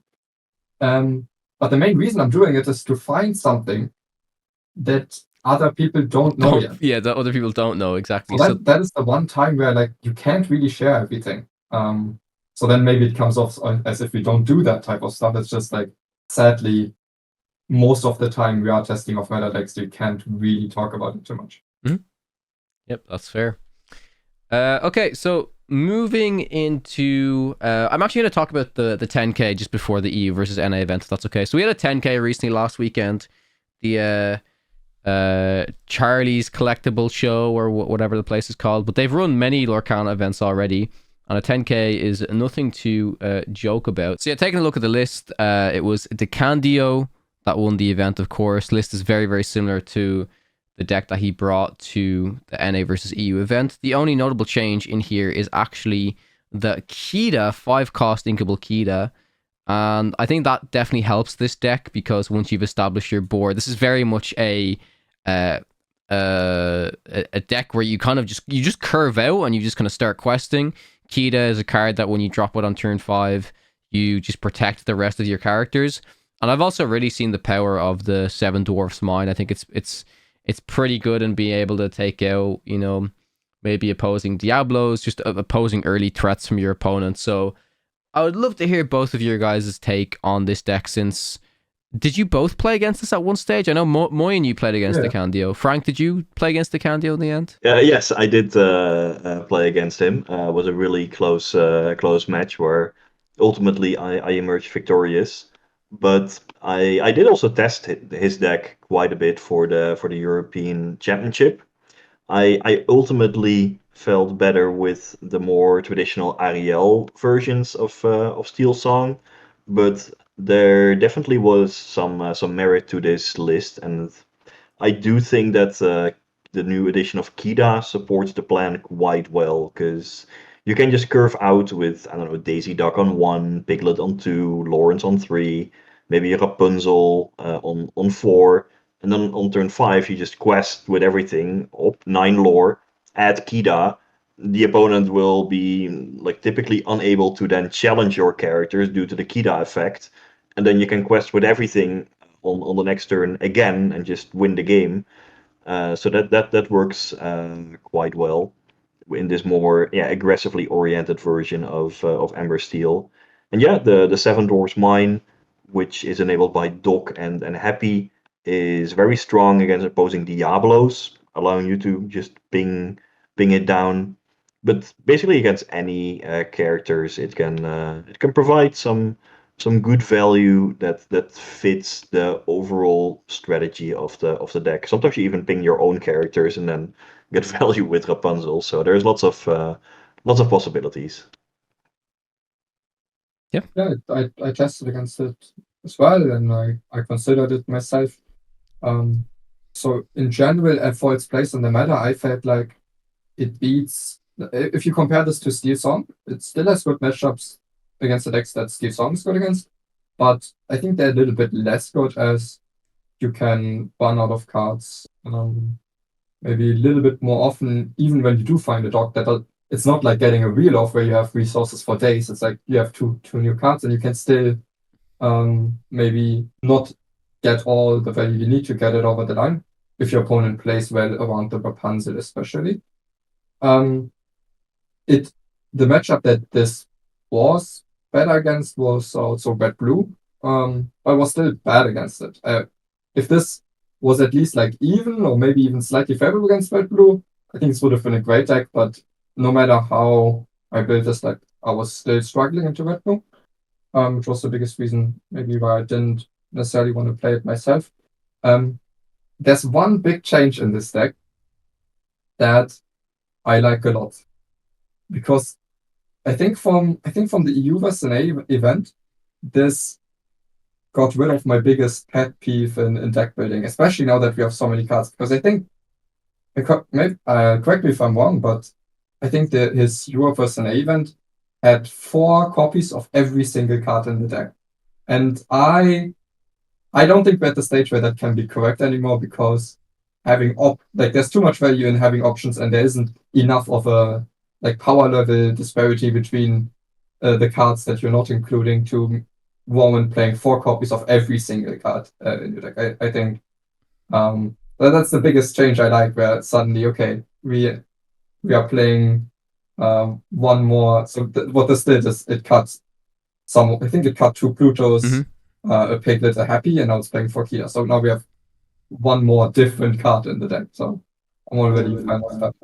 Yeah, I fully agree both with your assessment of the matchups.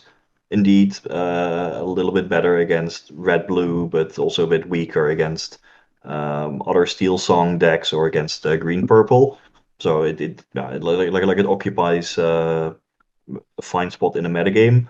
And indeed, you don't have to play 4 copies of every card. I sometimes go a bit too far in the other direction, perhaps, where I play too many one-offs and two-offs and everything, perhaps because I enjoy that kind of versatility more.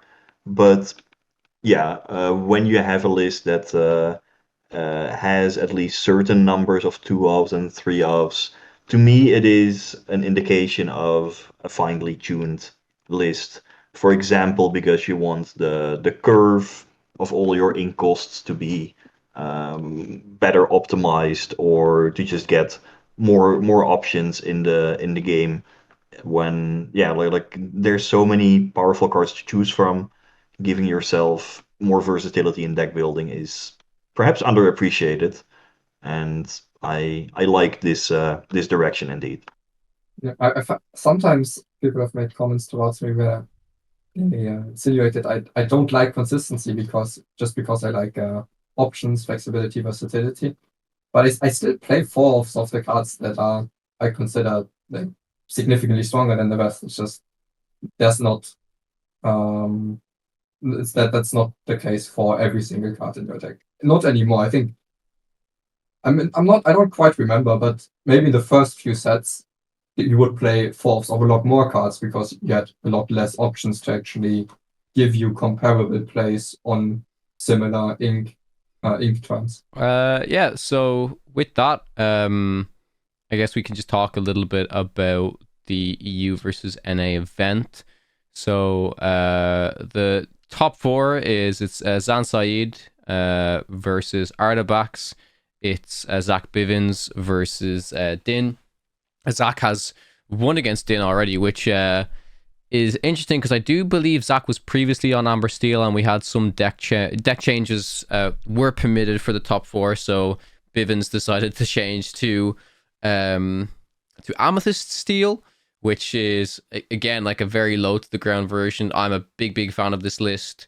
Has the Maleficence. It has the obviously like the genies. Has a few 3 rabbits, so no docks, but it has 4 white roses, which I actually also had in my Amethyst Steel list. I'm a big fan of that card because it just acts like basically like another goat. You go like really fast, and yeah, ultimately he won against Din, so Zach is going to be moving on to the finals, and he's bringing like I said, he's bringing a pretty fast purple steel list to the finals. So we're going to see Zan versus Artabax now, which is this is gonna be a rematch, right? Because they faced off in round 1, I believe, of the NA versus EU event.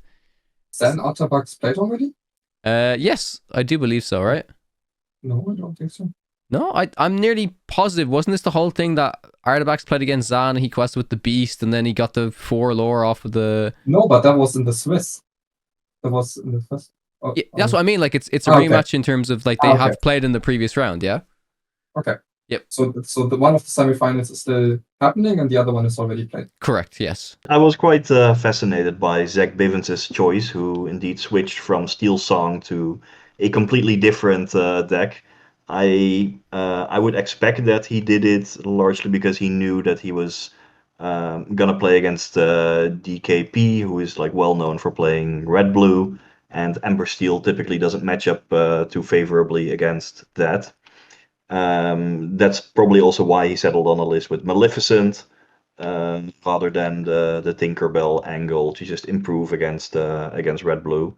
But yeah, it is many cards in common with the list that I considered for the European Championship that we talked about, and yeah, it just goes to show the power of that color combination.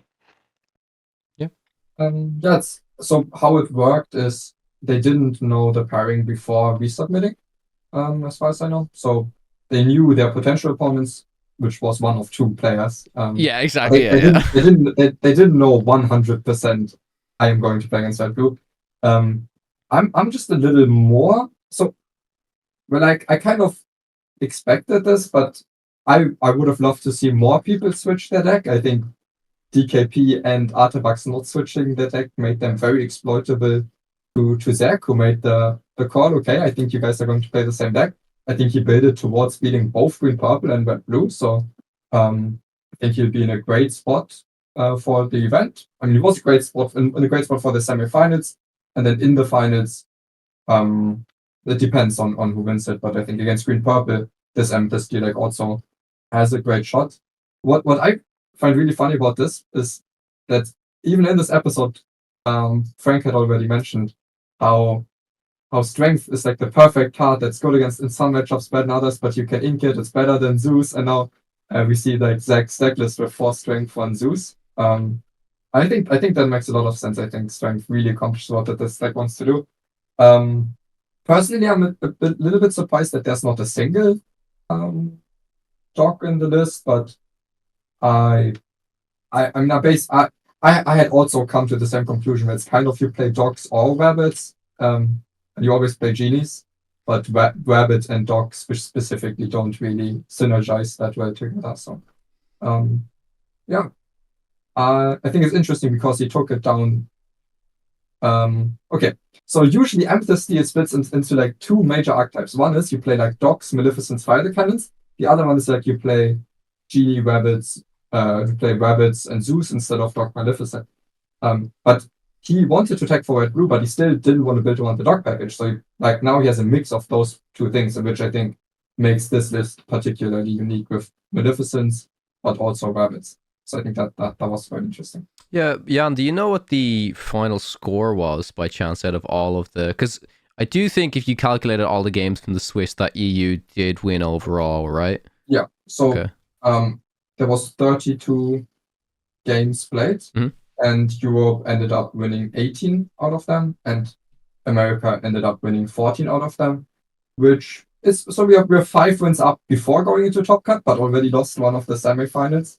I think more notably, the only like at the top ranks of this event, there's some more significant differences where the only player that went undefeated, Artabax, the 4-0, is from Europe, and then there's 4 players that are 3-1, and 3 of them were also European. And because of this, and because of only a single North American player, Zach Bivens, going to 1, even a 2-2 player from America, which just happened to have the best tiebreakers, ended up progressing to Top Cut, which in this case was Zan Sayed.